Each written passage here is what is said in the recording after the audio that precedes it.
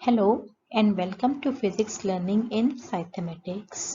मैं निशी गुप्ता और आज का हमारा टॉपिक है AC voltage applied to a capacitor.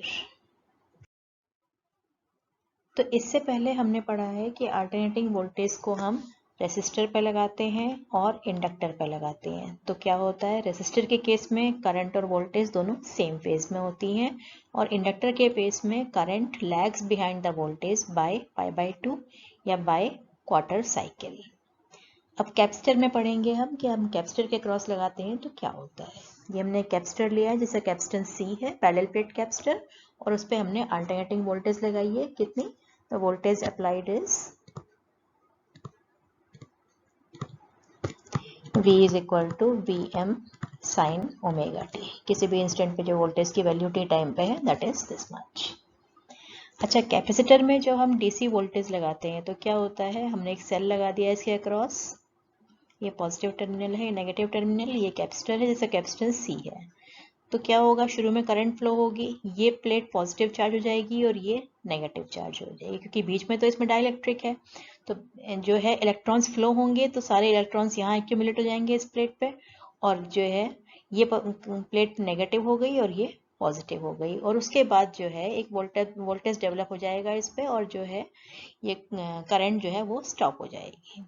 लेकिन एसी के केस में ऐसा नहीं होता है क्योंकि एसी की साइकिल जो है वो रिवर्स होती रहती है। एक बार करंट इस डायरेक्शन में फ्लो हो रही है तो दूसरे फिर हाफ साइकिल में जो है उसके डायरेक्शन रिवर्स हो जाती है। तो इस केस में जो कैपेसिटर जो है वो चार्जिंग और डिस्चार्जिंग उसकी लगातार होती रहती है। करंट को कंट्रोल तो करता है वो, लेकिन चार्जिंग और डिस्चार्जिंग लगातार उसमें होती रहती है। प्रोसेस जो है फिनिश नहीं होता है। तो किसी भी इंस्टेंट पे जब हमने इस पे ये वोल्टेज लगाया है तो उसमें करंट फ्लो होगी। करंट फ्लो होगी तो क्या होगा, उस पर एक चार्ज बिल्डअप हो जाएगा। तो किसी भी इंस्टेंट पे जो चार्ज है कैपेसिटर का, टी टाइम पे वोल्टेज इतना है तो चार्ज कितना हो जाएगा, charge on the capacitor at this time t. कैसे निकालते हैं, Q is equal to C into P, ऐसे निकालते हैं इसका चार्ज है। तो हम लिख सकते हैं Q is equal to C into Vm sine omega t. इतना चार्ज बिल्डअप हो जाएगा। तो चार्ज इतना है तो करंट कैसे निकालेंगे, current is defined as rate of flow of charge dq by dt, या हम लिख सकते हैं d by dt of C Vm sine omega t, या हम लिख सकते हैं I is equal to C constant है, Vm कॉन्स्टेंट है। हमें जो है डिफ्रेंशिएट करना है किसको, साइन ओमेगा टी को। तो जब हम साइन ओमेगा टी का डिफरेंशिएशन करेंगे तो क्या मिलेगा हमको, कॉस ओमेगा टी, और क्योंकि टी के साथ में ये कांस्टेंट ओमेगा मल्टीप्लाई है इसको हम ओमेगा से मल्टीप्लाई कर देंगे, ठीक है। या हम लिख सकते हैं इसको दैट इज इक्वल टू, इसको अगर हम Vm upon 1 upon omega C लिखते हैं, और कॉस ओमेगा टी को हम क्या लिख सकते हैं, sine omega t plus 90। Sine 90 plus theta is equal to cos theta, तो कॉस थीटा की जगह हम साइन 90 प्लस थीटा लिख सकते हैं, यानी कि ओमेगा टी प्लस π/2। हालांकि हम इसमें 90 माइनस थीटा भी यूज कर सकते हैं, लेकिन हमें इससे कंपेयर करना है ओमेगा टी से। अगर हम 90 माइनस थीटा करेंगे तो यहाँ पर जो है ओमेगा टी माइनस में आ जाएगा, तो हमने ये टर्म ली है π/2 प्लस ओमेगा टी। या हम इसको फर्दर लिख सकते हैं I is equal to Vm upon a term जिसको हम XC बोलते हैं into sine omega t plus π/2, या हम लिख सकते हैं I is equal to Im sine omega t plus π/2। तो हमारे पास ये करंट की एक्सप्रेशन आ गई है। तो अगर हम इन दोनों को कंपेयर करते हैं, ये वोल्टेज है और ये करंट है, दोनों को कंपेयर करते हैं तो हम क्या देखते हैं, यहाँ पर जो आर्ग्यूमेंट है दैट इज ओमेगा टी, यहाँ पे साइन का आर्ग्यूमेंट कितना है, ओमेगा टी प्लस π/2, यानी कि फेज डिफरेंस है। इसमें कितना फेज डिफरेंस है, π/2 का फेज डिफरेंस है, और ओमेगा टी प्लस π/2 है। इसका मतलब जो है करंट लीड्स द वोल्टेज, π/2 से जो है वो करंट लीड कर रही है वोल्टेज को, उसके आगे चल रही है। ठीक है, इधर हमने ये जो टर्म ली है आई एम, इसको हमने क्या लिया था, वी एम अपॉन सी को हमने आई एम लिखा था। यानी कि ये जो टर्म एक्सी है, it behaves like a resistance. Resistance की तरह क्यों बिहेव कर रही है, क्योंकि current is equal to voltage upon resistance, तो रेजिस्टेंस की तरह बिहेव करती है। इसको हम क्या बोलते हैं, it is called capacitive reactance. तो हमने लिखा है I M is equal to V M upon X C, where X C is equal to 1 upon omega C. ये जो टर्म है X C, this term is called capacitive reactance. और क्या कर रही है ये, जैसे हम ओम्स लॉ में पढ़ते हैं I is equal to V upon R. R क्या होता है, रेजिस्टेंस जो कि करंट को अपोज करता है।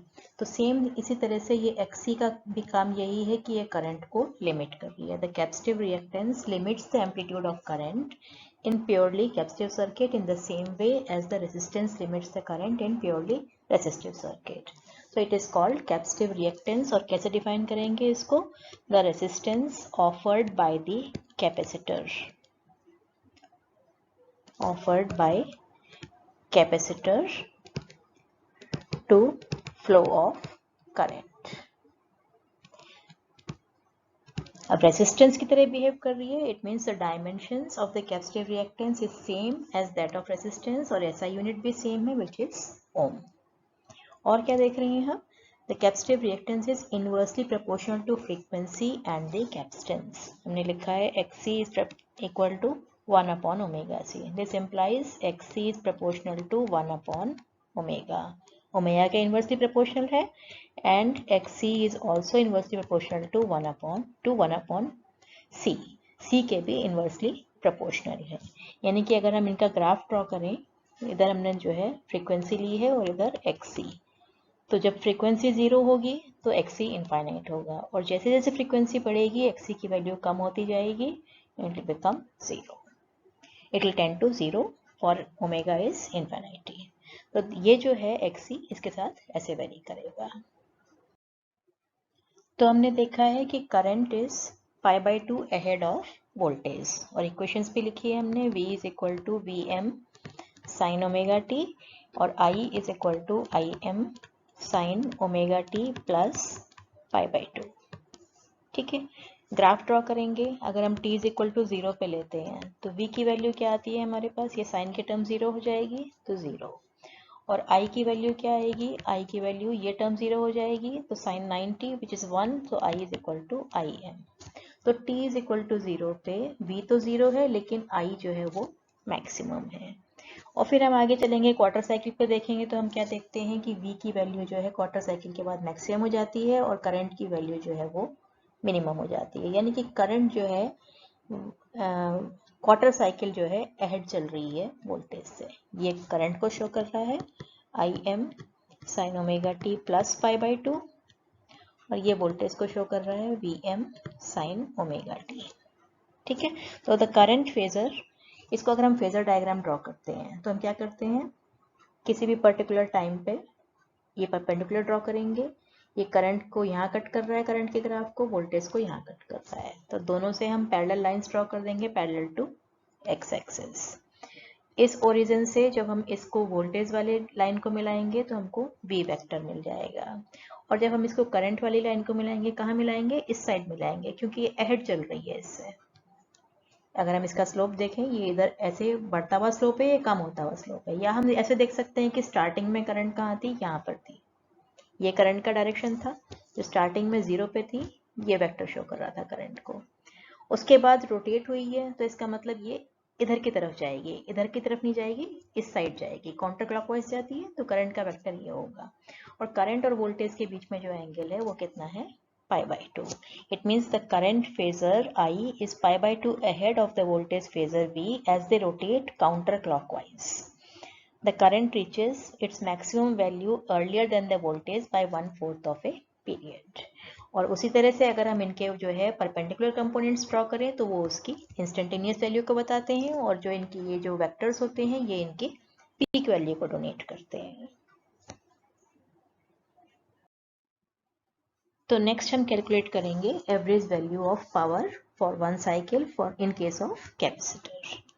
तो हमने वोल्टेज अप्लाई की थी V is equal to V M sine omega t, और करंट कितनी आती है I is equal to I M sine omega t plus pi by 2। ठीक है, अगर हम इंस्टेंटेनियस पावर निकालें, कैसे निकालते हैं पावर? V इंटू आई।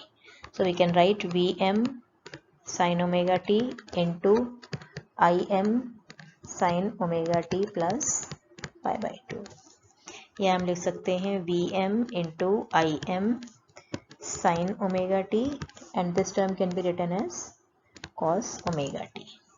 इसको फर्दर हम लिख सकते हैं V M I M upon 2 multiplied by 2 sine omega t cos omega t, या हम इसको लिख सकते हैं P is equal to V M I M upon 2 into sine 2 omega t, 2 sine omega t cos omega t की जगह sign 2 omega T. तो ये इंस्टेंटेनियस पावर है, तो work done in time dt। dt time में कितना work होगा? dw that is equal to power multiplied by time. It means Vm Im upon 2 sine 2 omega t multiplied by dt। Then work done per cycle, पूरी cycle के लिए work done निकालना है हमको, तो हम कैसे निकालेंगे? इसी टर्म को इंटीग्रेट कर देंगे 0 से t तक। किसको? Vm Im upon 2 into sine 2 omega t dt। और हमें निकालनी है पावर पर साइकिल, एवरेज पावर पर साइकिल। तो उसके लिए हम क्या करेंगे? हमने वर्क निकाल लिया है, तो एवरेज पावर P बार से रिप्रेजेंट करेंगे। तो जितना वर्क किया है साइकिल में अपॉन जितना टाइम, एक साइकिल का टाइम कितना होता है? Capital T। So we get P bar is equal to 1 upon T integration of Vm Im upon 2 into sine 2 omega t dt limits 0 से t, या हम लिख सकते हैं Vm Im upon 2t integration of sine 2 omega t dt from 0 to t। और ये जो term है साइन या कॉस का इंटीग्रेशन पूरी साइकिल के लिए, this term is equal to 0। So we get Vm Im upon 2t multiplied by 0, or the average power per cycle is 0. The average power supplied to a capacitor over one complete cycle is 0. ऐसे ही हमने inductor में देखा था कि inductor के लिए निकालते हैं अगर हम एवरेज पावर पर साइकिल, that is also 0. तो ये जो एवरेज पावर पर साइकिल 0 होती है, इसको हम समझेंगे कैसे होती है। इसके लिए हम देख रहे हैं ये जो ग्राफ दिखाई दे रहा है हमको, ये हमने वोल्टेज का ग्राफ ड्रॉ किया है एक साइकिल के लिए। ये वोल्टेज को रिप्रेजेंट कर रहा है ये ग्राफ, और साथ ही इसमें जो डॉटेड लाइन्स हैं ये चार्ज को भी रिप्रेजेंट कर रही हैं, चार्ज ऑन दी कैपेसिटर। ये जो ग्राफ है ये करंट के लिए है। करंट जो है वो वोल्टेज से क्वार्टर साइकिल या पाई बाई 2 अहेड चल रही है, यानी कि ये इसको लीड कर रही है करंट।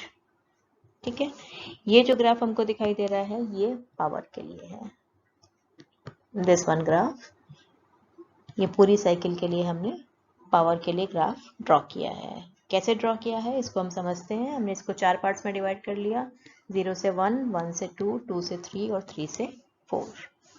तो स्टार्टिंग में क्या होता है, जब हम फर्स्ट ले रहे हैं 0 से 1, तो क्या हो रहा है, जैसे ही हमने इसमें वोल्टेज अप्लाई किया है, वोल्टेज 0 से कहाँ जा रहा है? मैक्सिमम तक जा रहा है। तो चार्ज भी धीरे धीरे बढ़ना शुरू हो जाएगा मैक्सिमम तक, और जब मैक्सिमम चार्ज जो है एक्यूमुलेट हो जाएगा तो करंट 0 हो जाएगी। यानी कि स्टार्टिंग में करंट ऐसे फ्लो करती है, इस पे पॉजिटिव चार्ज ए प्लेट पर और बी प्लेट पे नेगेटिव चार्ज होता है। तो जब इसका वोल्टेज फुल हो जाता है, मैक्सिमम वोल्टेज V हो जाएगा, तो जो है करंट 0 हो जाएगी। यानी कि करंट जो है वो 0 से मैक्सिमम से 0 पे आ गई है, और वोल्टेज जो है 0 से मैक्सिमम पे आ गया है। तो इस टाइम में अगर हम देखें इस इंटरवल में, इस इंटरवल में I भी पॉजिटिव है और V भी पॉजिटिव है, यानी कि जो पावर है वो हमारे पास पॉजिटिव आ रही है, यानी कि कैपेसिटर जो है चार्ज हो रहा है। कैपेसिटर चार्ज करने में जो है वो पावर कंज्यूम कर रहा है। It means energy is absorbed from the source during this quarter cycle as the capacitor is charged. Capacitor charge हो रहा है तो करंट जो है वो कंज्यूम हो रही है, तो जो है वो पावर कंज्यूम हो रही है। नेक्स्ट साइकिल लेते हैं। अब क्या होगा, जब ये फुली चार्ज हो गया है तो डिस्चार्ज होना शुरू हो जाएगा, यानी कि इसकी जो ये चार्ज है ये कम होना शुरू हो जाएगा। चार्ज कम होगा तो वोल्टेज भी हम देख रहे हैं धीरे धीरे कम होती जा रही है, और करंट की डायरेक्शन जो है वो रिवर्स हो जाएगी। रिवर्स डायरेक्शन में करंट बढ़नी शुरू हो जाएगी। करंट की डायरेक्शन जो है रिवर्स हो जाएगी ऐसे, क्योंकि ये प्लेट पॉजिटिव है और ये नेगेटिव है, तो यहाँ से चार्ज जो है ऐसे इस डायरेक्शन में फ्लो होना शुरू हो जाएगा, यानी कि कैपेसिटर डिस्चार्ज हो रहा है। डिस्चार्ज हो रहा है, it means the energy absorb during the 1/4 cycle is return to this during this quarter. अब एनर्जी जो है वो वापस जो है सोर्स को ट्रांसफर हो रही है। इसमें हम देख रहे हैं ये जो I है वो कैसा है, दैट इज नेगेटिव, और V that is positive. It means power कैसी है, negative. Power is negative, it means energy is given to the source. Then third है 2 से 3 तक का। इसमें हम देख रहे हैं करंट डिक्रीज होनी शुरू हो रही है, डायरेक्शन चेंज नहीं हुई है, करंट जो है वो डिक्रीज हो रही है। करंट की डायरेक्शन यही है फ्रॉम A to B, तो करंट डिक्रीज हो रही है। करंट डिक्रीज हो रही है और वोल्टेज जो है वो इंक्रीज होना शुरू हो गया है ऑपोजिट पोलैरिटी में, यानी कि अब ये जो पोलैरिटी है ये पॉजिटिव और ये नेगेटिव। अब दोबारा से कैपेसिटर चार्ज हो रहा है लेकिन ऑपोजिट डायरेक्शन में, पोलैरिटी उसकी चेंज हो गई है। तो इस केस में I जो है क्या है, नेगेटिव, और V हम देख रहे हैं V की भी पोलैरिटी चेंज हो गई है, तो पावर कैसी है, पॉजिटिव। यानी कि इसमें जो है हमको फिर जो है एनर्जी कंज्यूम हो रही है। The capacitor absorbs energy during this 1/4 cycle because it is again charging. पहले चार्जिंग हुई थी, फिर 1/4 में डिस्चार्जिंग, और फिर से जो है चार्जिंग हो रही है। ठीक है, अब ये जब फुली चार्ज हो जाएगा यहाँ पे 3 पॉइंट पे, उसके बाद 3 से 4 में क्या होगा, फिर से जो है इसका चार्ज कम होना शुरू हो जाएगा। चार्ज कम होगा तो वोल्टेज भी धीरे धीरे कम होनी शुरू हो जाएगी। करंट की डायरेक्शन जो है अब रिवर्स हो जाएगी।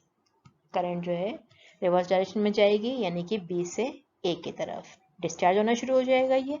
तो डिस्चार्जिंग में जो है ये प्लेट पॉजिटिव थी हमारी, तो यहाँ से जो है करंट ऐसे फ्लो होगी। तो it means the current absorb during 2 to 3 is again return back to the source. Again जो है वो रिटर्न बैक हो रही है। इसको हम ऐसे भी चेक कर सकते हैं कि इस क्वार्टर में I जो है हमारा वो पॉजिटिव है और जो V है वो क्या है, वो नेगेटिव है। इट मीन्स जो पावर है वो कैसी है, negative. It is power is return back to the source. तो इसमें भी हम देख रहे हैं कि इंडक्टर की तरह ही पूरी साइकिल के 4 पार्ट्स हो जाते हैं। फर्स्ट क्वार्टर में वो चार्ज हो रहा है कैपेसिटर, फिर डिस्चार्ज हो रहा है, फिर अगले क्वार्टर में चार्ज हो रहा है और अगले क्वार्टर में डिस्चार्ज हो रहा है।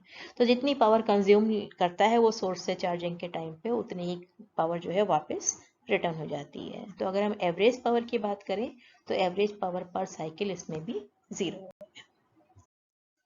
क्वेश्चन करते हैं इस पे based. A 60 microfarad capacitor is connected to a 110 volt 60 hertz AC supply.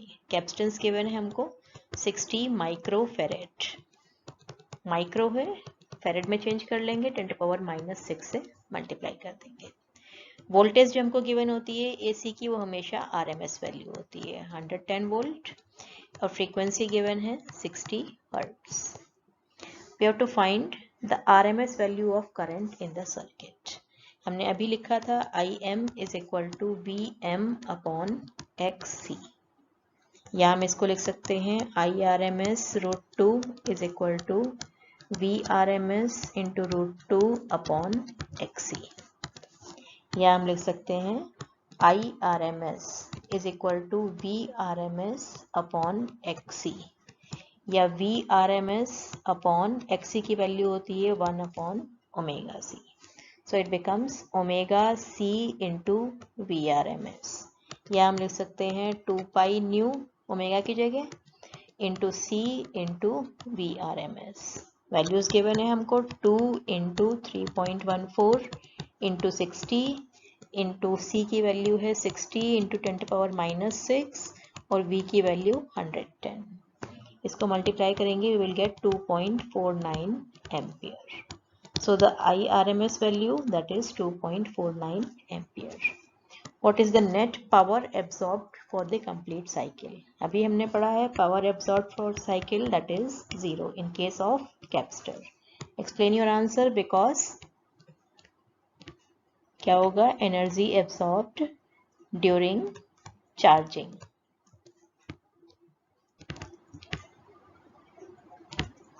is returned back during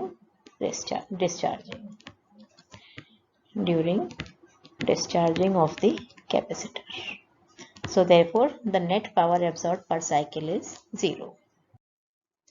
तो आज के लिए इतना ही. नेक्स्ट टर्न पे हमारा टॉपिक होगा सीरीज LCR सर्किट. तब तक के लिए bye. Thank you. Happy learning.